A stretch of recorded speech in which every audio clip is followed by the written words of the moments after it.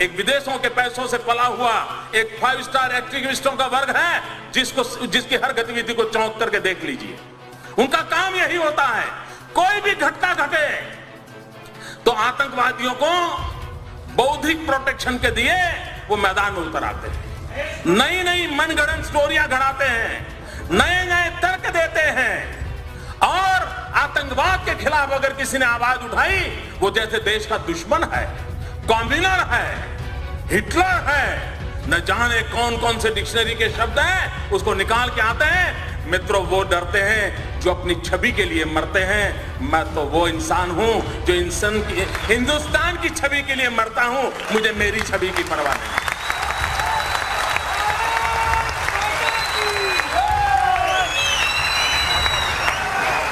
क्या करना है इमेज को दोस्तों? किसके लिए इमेज? फुलमालाएं पहनने के लिए? मैं पत्थर खाने के लिए तैयार हूं अगर मैं मेरे देश के किसी नागरिक की रक्षा कर सकता हूं। हो सकता है कुछ इलेक्ट्रॉनिक मीडिया वालों को अभी भी पता चला होगा कि इस देश में शांति रखते हैं। अमरनाथ की यात्रा पर इतने हमले हुए, इस देश में किसी ने कहीं कंकर तक फेंका नहीं है। अमरनाथ की यात्रा पर इतने हमले हुए, इस देश में किसी ने कोई कंकर तक फेंका नहीं है। रघुनाथ जी के मंदिर पर हमला हुआ, इस देश के अंदर किसी का घर नहीं जलाया गया था।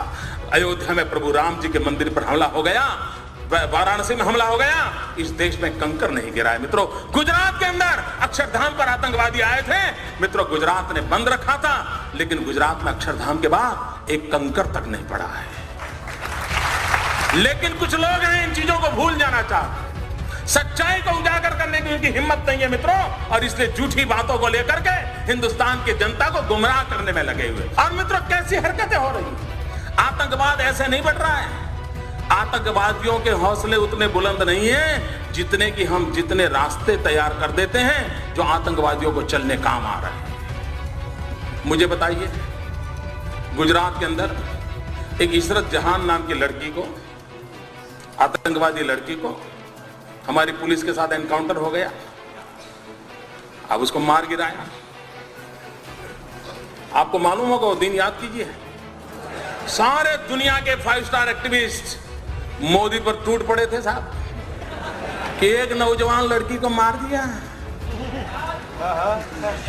निर्दोष लड़की को मार दिया, गोली से भून दिया।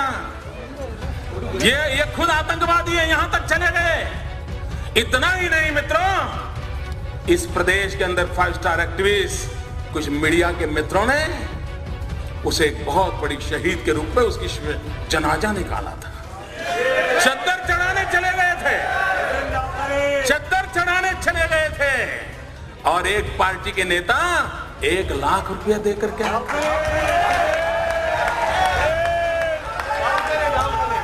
सब किया था, सब कुछ किया था। मैं चुप था, वैसे भी मैं ज्यादा बोलता नहीं था।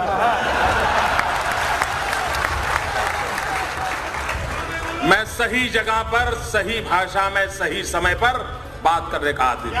सुबह शाम चीख कर अखबार की जगह खराब करने की मुझे आदत नहीं।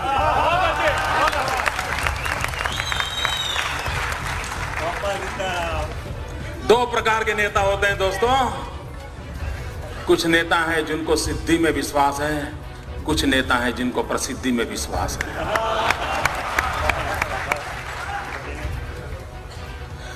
और जब 3 दिन के बाद ग्वाजा टाइम्स, जो लश्कर-ए-तौयबा का एक मुखपत्र है, उसने एक आर्टिकल लिखा, पाकिस्तान में आर्टिकल छपा कि हमें शान से गौरव हो रहा है कि इशरत जहान जैसी एक लड़की ने हमारे मकसद को पूरा करने के लिए अपने आप बलि चढ़ा दिया।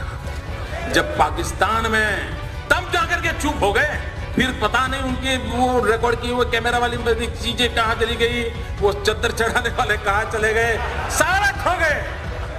चुप है, 2 साल, इतने साल हो गए, चुप है, कोई पूछने वाला नहीं उनको। अगर मैंने ऐसी गलती की होती तो साहब मेरे बाल नोच लेते, मेरे बाल नोच लेते। इशरत जहान, मित्रों, अभी एक टीवी वाला बता रहा था कि किसी ने किसी लड़की को बम रखते देखा। मैं नहीं जानता उस सत्य क्या है। लड़कियों का उपयोग हुआ था। जिस दिन गुजरात ने इशरत जहान के एनकाउंटर में हत्या की, अगर महाराष्ट्र की पुलिस जाग जाती तो शायद ये लड़कियां बम रखने के लिए मैदान नहीं होती। लेकिन आपको परेशानी है, आपको निर्णय करने नहीं है, आप डरते हो। मित्रों, ये घटनाएं होती है जब ऐसी बयानबाजी होती है, इस प्रकार के जनाजे निकाले जाते हैं, चद्दरें उड़ाई जाती हैं, 1-1 लाख रुपया चढ़ाए जाते हैं, तब जाकर के आतंकवादियों का हौसला बुलंद हो जाता है कि यार कुछ तो अपने रिश्तेदार यहां हैं, अपना काम चल जाएगा। हो गया। क्यों देश को गुमराह कर रहे हो? और मैं देश के बुद्धिजीवियों को कहना चाहता हूं, क्या यह गुनाह नहीं है देश के साथ? क्यों उनका हिसाब नहीं मांगा जाता है? अगर मोदी गुनाह करता है तो आपको अधिकार है, और मैं सामने से कहता हूं अधिकार है, आप मेरी खाल उतार लीजिए, लेकिन देश के हित में और लोग जो पाप कर रहे हैं उनसे भी तो देश को प्रशिक्षित कीजिए। क्या ये दायित्व तो नहीं है हमारा? मैं इन कलम के धनियों को कहना चाहता हूं, देश की ये मांग है। मित्रों, अभी आसाम के चुनाव हुए, आसाम के चुनाव के अंदर जिसने आसाम को लहूलुहान कर दिया वो उल्फा ओपनली कांग्रेस पार्टी को चुनाव जिताने के लिए समर्थन में मैदान में था। उल्फा जो आतंकवादी एक्टिविटी करता है, जो निर्दोषों को मारता है, किडनैप करता है, आप उसको चुनाव के अंदर आपका राजनीतिक फायदा हो रहा है, इसलिए उसका आप किस मुंह से आतंकवाद के खिलाफ लड़ोगे? मित्रों, बिहार में चुनाव हुआ, यूपीए का एक घटक दल उस चुनाव के अंदर एक मेहरबान को लेकर के चुनाव सभाओं में घूमते थे। क्यों घूमते थे? क्योंकि उसका दिखवावा बिन लादेन जैसा था। बिन लादेन जैसा दिखता है, ये बिहार में लोगों को दिखा करके वोट मांगे जाते थे।